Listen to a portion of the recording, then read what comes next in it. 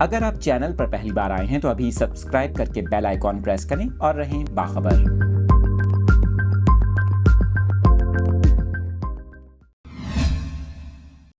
Details اپنے ناظرین کے ساتھ شیئر کر رہے ہیں۔ طلبہ کے حوالے سے یہ اہم خبر سامنے آئی ہے۔ حکومت کی جانب سے اسموگ متاثرہ علاقوں میں نیا لاک ڈاؤن لگانے کا فیصلہ کر لیا گیا۔ آپ کو بتائیں کہ نگراں وزیر اعلیٰ پنجاب محسن نقوی کی زیر صدارت اہم اجلاس ہوا۔ اجلاس میں اسموگ کے تدارک کے لیے اہم فیصلے کرتے ہوئے وزیر اعلیٰ نے کہا، لاہور سمیت 10 اضلاع میں جمعے اور ہفتے کو تعلیمی ادارے بند رہیں گے۔ اس کے ساتھ ساتھ آپ کو یہ بھی بتائیں، فیصلہ یہ بھی کیا گیا کہ جمعے اور ہفتے کو مارکیٹیں 3 بجے کے بعد کھلیں گی، جبکہ اتوار کو صبح سے شام 5 بجے تک مال روڈ صرف سائیکلنگ کے لیے کھلی ہوگی۔ آپ کو بتائیں کہ نگراں وزیر اعلیٰ کا کہنا تھا اسموگ سے بچنے کے لیے ماسک کا استعمال ضروری کریں، تیاری کر رہے ہیں اور ممکن ہوا تو مصنوعی بارش کا اقدام بھی اٹھایا جائے گا۔